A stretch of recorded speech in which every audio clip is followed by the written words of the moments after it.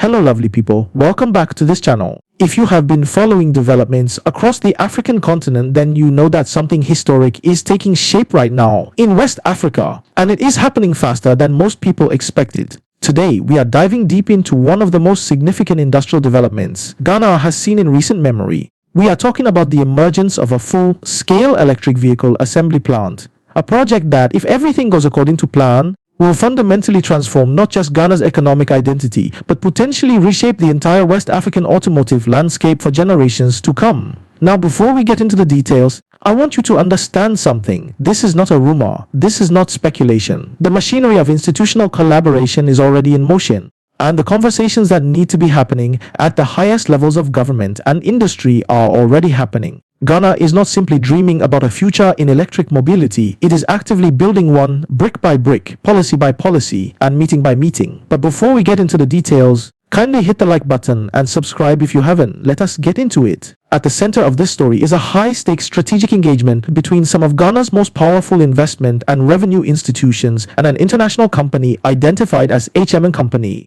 The Ghana Investment Promotion Center, widely known as the GIPC, joined forces with the Ghana Revenue Authority, the GRA, to hold formal, structured discussions with HM & Company around the possibility of establishing a world-class electric vehicle assembly plant right here on Ghanaian soil. Now, when institutions of this caliber sit together at one table, it sends a very clear message to the investment world. It is not just a courtesy meeting. It is not a photo opportunity. What it represents is a deliberate, coordinated signal from the Ghanaian government that the country is open, it is ready, and it is serious about high-value industrialization. The GIPC and the GRA are two bodies that hold enormous influence over how investments are processed, taxed, and ultimately welcomed into the Ghanaian economy. When both of them show up together for a company exploring the idea of building a manufacturing plant, that company knows it has the full weight of the state behind its journey. What I find particularly compelling about this engagement is the level of intentionality behind it. These discussions were not casual in nature. They were strategic, focused, purposeful, and forward-looking. The agenda was not simply about whether an EV plant could be built in Ghana. The conversation went much deeper than that. The question on the table was far more ambitious.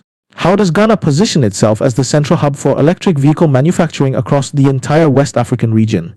This is where things get truly exciting. And I think this is the part most commentators have been sleeping on. The vision here is not parochial. Ghana is not simply trying to build a factory that serves its own domestic population of roughly 34 million people. The strategic ambition goes far beyond Ghana's borders. The goal is to use this EV plant as a launching pad into the broader West African market, a region that collectively represents hundreds of millions of consumers, a growing middle class, an expanding urban population, and an increasingly motorized society that is hungry for modern, affordable transportation solutions. Think about what that means in practice. A vehicle assembled in Ghana could find its way onto the roads of Cote d'Ivoire, Senegal, Nigeria, Burkina Faso, Togo, Benin, and beyond. With the African Continental Free Trade Area framework now in operation and trade corridors across the sub-region becoming more structured, the economics of regional manufacturing are becoming increasingly attractive. Ghana, with its strategic coastal location, its functional port infrastructure, its relative political stability, and its history as a business-friendly destination, is in a genuinely strong position to serve as the assembly and distribution anchor for electric vehicles in West Africa. This is not just my analysis. This is the underlying logic that informed the discussions between the GIPC, the GRA, and HM & Company. The vision is regional. The ambition is continental. And the strategy is being backed by real institutional muscle. Let us talk specifically about what each party committed to during these discussions, because I think the specifics matter enormously here. The Ghana Investment Promotion Center came to the table with something that every serious investor needs before they commit billions of dollars to a new market: reassurance. The GIPC reaffirmed, in no uncertain terms, its institutional commitment to facilitating every step of the investment process for HM & Company. Now, what does that mean in practical terms? It means that HM & Company will not be navigating Ghana's regulatory and administrative environment alone. The GIPC essentially serves as a concierge for serious foreign investors, helping them understand licensing requirements, guiding them through the processes of land acquisition, corporate registration, environmental impact assessments, and every other bureaucratic layer that can otherwise slow down or kill an investment before it ever gets off the ground. The The significance of GIPC's commitment cannot be overstated. In many parts of Africa, the single biggest deterrent to foreign investment is not a lack of interest from investors, nor is it a shortage of resources or labor. The biggest deterrent is institutional friction, the sense that navigating government processes is so complicated, so slow, and so opaque that the risk simply is not worth it. When GIPC shows up and says, in effect, we'll walk with you through this, it fundamentally changes the investment calculus. It lowers the risk. It raises the confidence. And it signals to the international business community that Ghana is not just open for business in theory, it is open for business in practice. Equally important in this story is the role played by the Ghana Revenue Authority. Taxation is often the issue that either seals or kills a major industrial investment deal. Investors need to know,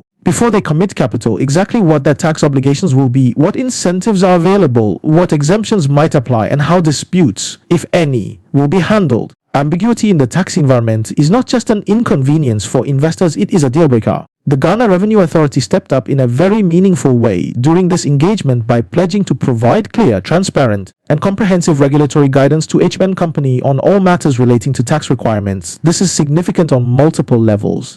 It means the company will enter the Ghanaian market with its eyes fully open, knowing exactly what it owes when it owes it, and how to remain compliant as it scales its operations. More importantly, the GRA's commitment to clarity and compliance support sends a powerful signal to the entire global investment community. It says that Ghana's tax administration is mature enough and confident enough to sit across the table from a major international company and offer not just demands but guidance. That is the hallmark of a tax authority that understands its dual role, not just to collect revenue for the state, but to enable the kind of economic activity that will generate far more revenue over the long term than any single tax collection effort ever could. One of the most powerful things to emerge from these discussions was the confidence with which Ghanaian officials spoke about their country's investment climate. During the engagement, senior officials from both the GIPC and the GRA took time to make the case for Ghana as a destination of choice for large-scale industrial investment. And the case they made was not built on slogans or propaganda. It was built on substance. Ghana's political stability is one of its most enduring and genuinely impressive attributes. In a region where political transitions have sometimes been turbulent and where democratic institutions have at times been tested, Ghana stands as a beacon of peaceful democratic governance. The country has successfully conducted multiple elections,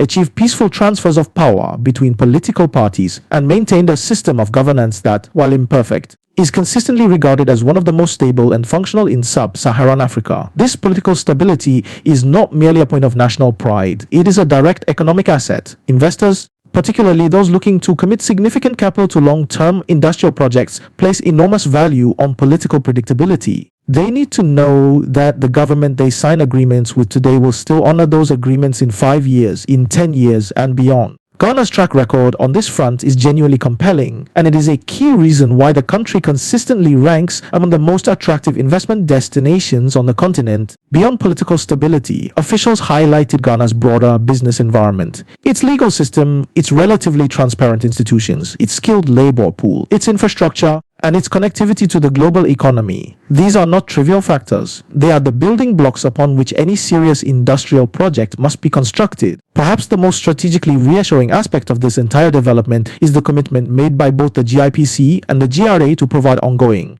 sustained support to HMN Company, not just during the initial stages of the investment process, but throughout the entire regulatory and implementation journey. This is a distinction that matters enormously. Too often in investment stories, government institutions are present and enthusiastic at the beginning, during the signing ceremonies and the press conferences, only to become distant and unresponsive once the investor has committed and the cameras have moved on. What makes this situation different, and what gives me genuine confidence in the trajectory of this project, is that both institutions have explicitly committed to being partners throughout the entire process. That commitment covers everything from the regulatory approval stages through to the actual construction and eventual commissioning of the plant. This is the kind of institutional accompaniment that separates successful industrial investment stories from the ones that stall, collapse, or drift into indefinite delay. When government is genuinely in the corner of the investor, not as a passive bystander, but as an active, committed partner, the probability of successful outcomes rises dramatically. Let us zoom out for a moment and consider the broader significance of this project within the context of Ghana's long-term development ambitions.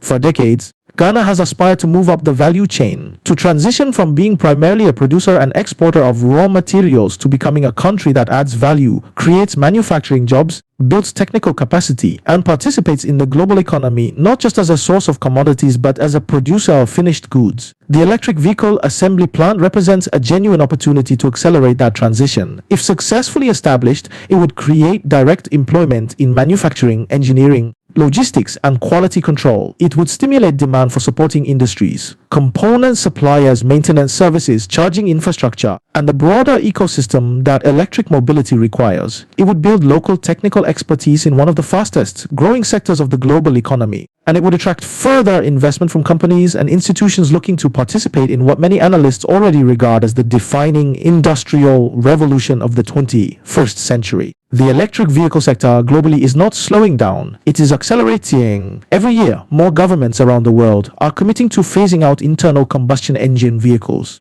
Every year, the cost of electric vehicles comes down and the technology improves. Every year, the infrastructure required to support electric mobility expands. Ghana has an opportunity right now to position itself at the forefront of this transformation within the African context. And the discussions with HMN Company suggest that the country's leadership understands both the urgency and the magnitude of that opportunity. So where does all of this leave us? It leaves us at the beginning of what I genuinely believe could be one of the most consequential industrial stories in Ghana's modern history. The foundations are being laid, the institutions are aligned, the investor is engaged, the regulatory framework is being clarified, the political will is present as well, and the regional market is waiting. Ghana has a rare and genuine opportunity to lead West Africa into the era of electric mobility, not as a follower, not as a late adopter, but as the pioneer. The discussions between the GIPC, the GRA, and HMN Company are not just a business meeting. They are the early chapters of a story that, told correctly and executed with discipline, could define Ghana's industrial identity for the next 50 years. I will be watching this project extremely closely, and I will bring you every major development as it happens.